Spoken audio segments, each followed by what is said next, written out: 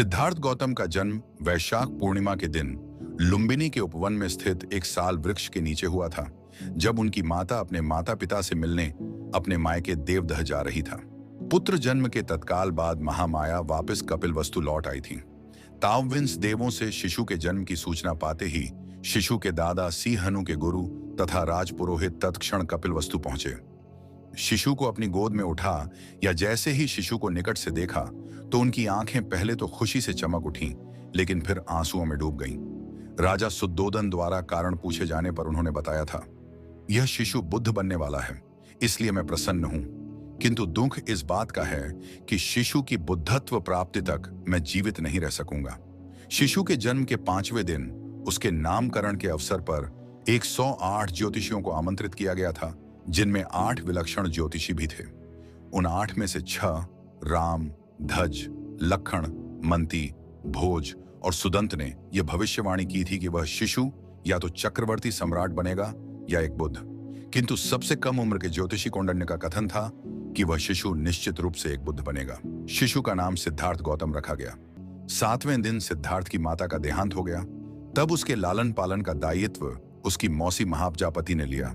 वह भी शुद्धोदन की एक रानी थी और उनका विवाह भी शुद्धोदन के साथ उसी दिन हुआ था जिस दिन महामाया का। 16 वर्ष की अवस्था में सिद्धार्थ ने शाक्यों की एक सभा में अपने अद्भुत युद्ध कौशल दिखाए। सारभद्रदक जातक के अनुसार तो उन्होंने एक ऐसे धनुष को उठा अपने कर्तव्य दिखाए थे जिसे 1000 आदमी मिलकर भी नहीं उठा सकते थे। किंवदंती तो यह है कि उनके शौर्य से प्रसन्न हो उन्हें 40,000 शाक्य कन्याओं के हाथ प्राप्त हुए थे, जिनमें सुध बुद्ध की राजकुमारी बिंबा उनकी प्रमुख रानी बनी थी, जो बाद में राहुल मता के नाम से बौद्ध साहित्य में विख्यात हैं। झरबिंबा ही भद्दकच्छा, सुभद्रका और यशोधरा हिंदी संस्कृत यशोधरा के नाम से जानी जाती हैं। 29 वर्षों तक ठरभ, ठसुरभ और ठसुभ नामक प्रासादों में राज वैभव भोगने के बाद सिद्धार्थ संसार से विमुक्त हो संन्यास को उन्मुख हुए। कहा जाता है कि उन्होंने एक बार किसी रोगी को देखा और अनुभव किया कि हर कोई जो पैदा होता है रोग और व्याधि से पीड़ित होता रहता है। फिर उन्होंने किसी वृद्ध को देखा। इससे उन्हें यह विदित हुआ कि हर कोई जो जन्म लेता है कालांतर में वृद्ध भी होता है। उसके हाथ पैर शिथिल और जर्जर हो जाते हैं। फिर जब उन्होंने एक मृत को देखा तो यह ज्ञान पाया कि हर कोई जो जन्म लेता है एक दिन मृत हो अपने संसार और नश्वर शरीर को भी छोड़ दिया जाता है। तब सारे सुख, सुविधाओं और वैभव की वस्तुएं निरर्थक हो जाती हैं। अतः संसार सारहीन है। अंततः जब उन्होंने वैभव का त्याग कर सत्य का अन्वेषण कर रहा था तो उन्होंने भी संसारिकता का परित्याग कर संन्यास वर्ण कर गृह त्याग किया। शाक्य, कोली और मल्ल राज्यों को पार कर सन्यासी के रूप में वे राजगीर आदि स्थानों पर भटकने लगे। इसी क्रम में उन्होंने अकार ककाम और उद्धकराम पुत्र को अपना गुरु बनाया, किंतु उनके दर्शन व विचार से वे संतुष्ट नहीं हुए। अतः वे उर्वेका के सेनानी गांव पहुंचे और 6 वर्षा तक 5 भिक्षुओं के साहचर्य में कठिन तपस्या की। कठिन चरम तप, 2 मार्ग की अनुपभुक्तता जानपूर्ण वे साधारण भोजन ग्रहण करने को प्रेरित हुए, जिससे खिन्न हो उनके 5 भिक्षु मित्र खिन्न हो। उनका साथ छोड़ डैच सारनाथ के इसिपत मिगदाट को प्रस्थान कर गए। सिद्धार्थ की साधारण भोजन ग्रहण करने की इच्छा सुजाता नाम की एक कन्या ने सोने की कटोरी में खीर अर्पित कर पूरी की। वह दिन वैशाख पूर्णिमा का था। गौतम ने निरंजरा नदी में स्नान कर खीर खाई और फिर कटोरी नदी में ही छोड़ दी, जो डूबती हुई नागराज काल के निवास स्थान पर जा पहुंची थी। फिर सारा दिन साल उपवन में व्यतीत कर शाम को वे पीपल के एक पेड़ के नीचे जा बैठे। वहीं सोतीय नामक एक घसियारे ने उन्हें 8 मुट्ठी घास दिए। घास को उन्होंने पूर्व दिशा की ओर रख उसकी आसनी बनाई। फिर उस पर बैठकर उन्होंने यह प्रतिज्ञा की कि जब तक वे बोधि नहीं प्राप्त करते तब तक वहां से नहीं उठेंगे। उनकी प्रतिज्ञा के तेज से महाब्रह्म और सारे देव उनके सामने प्रकट हो उनकी स्तुति करने लगे, किंतु उनकी दृढ़ मार शैतान ने उन पर आक्रमण किया, जिसके भय से सारे देव वहां से भाग खड़े हुए। मार से उनकी रक्षा तब केवल 10 पारमियों ने की।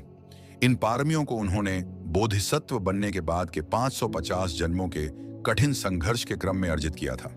पारमी 10 होते हैं: दान, शील, नेखम्म या नौकम्रम, प्रज्ञा, वीर्य, खंति या धैर्य, सत्य, अधिष्ठान, मेत्ता या मैत्रेय, और उपेक्षा या संभव अथवा अनासक्ति। गौतम से परास्त हो जब मार और उसकी सेनाएं भाग खडेडी हुई तो सारे देवों ने विजेता की जय जयकार की। तप में लीन गौतम ने रात के पहले प्रहर में अपने पूर्व जन्मों को जाना, दूसरे प्रहर में दिव्य चक्षु को पाया, तीसरे प्रहर में परिचय समुपपाद के ज्ञान को और अंततः प्रत्यूष काल में संबोधि की प्राप्ति की, ज्ञान को जिससे वे पच्छेक प्रत्येक बुद्ध बने। परिचय समुपपाद के सिद्धांत का सुखद मनन उन्होंने प्रथम 7 दिनों तक उसी बोधि वृक्ष के नीचे बैठ किया। दूसरा सप्ताह उन्होंने अजपाल निग्रोध वृक्ष के नीचे बिताया, जहां उनकी भेंट एक घमंडी ब्राह्मण से हुई थी और जहां उन्होंने मार की 3 कन्याओं को परास्त किया था। उन कन्याओं के नाम तृष्णा, अर्ति और राग थे। तीसरा सप्ताह उन्होंने मुचलिंद तालाब में नागराज मुचलिंद के फनों के नीचे बैठ बिताया था। चौथे सप्ताह वे राजायतन पेडलाश के नीचे बैठे रहे, जहां उन्होंने तपुस्स और मल्लिक को बिना किसी देखना सुनाए ही अपना अनुयायी बनाया।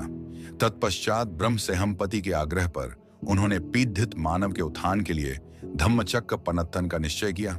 दूसरों के उत्थान की प्रतिज्ञा से वे सब बंझू सर्वज्ञ बुद्ध कहलाए। तब अपनी धम्म देशना के प्रवर्तन हेतु अपने 5 तपस्वी मित्रों को योग्य पाया, जो उन दिनों वाराणसी के इसिप्तन मिगदाय में वास कर रहे थे। इस धम्म चक्र प्रवर्तन की महत्ता को अशोककालीन सारनाथ सिंह स्तंभ में दर्शाया गया है, जो आज भारतीय गणराज्य का राजकीय चिन्ह है। 4 मुख वाला वह सिंह स्तंभ बुद्ध के धम्म या देशना का सिंहनाद आज भी हर दिशा में गूंजाता प्रतीत होता है। पुण्य सिंह स्तंभ में अंकित चक्र, जो अशोक चक्र के नाम से जाना जाता है, आज जो भारतीय राष्ट्रीय ध्वज पर बड़े गौरव से लहराता रहता है, वस्तुतः धर्म चक्र का ही प्रतीक है।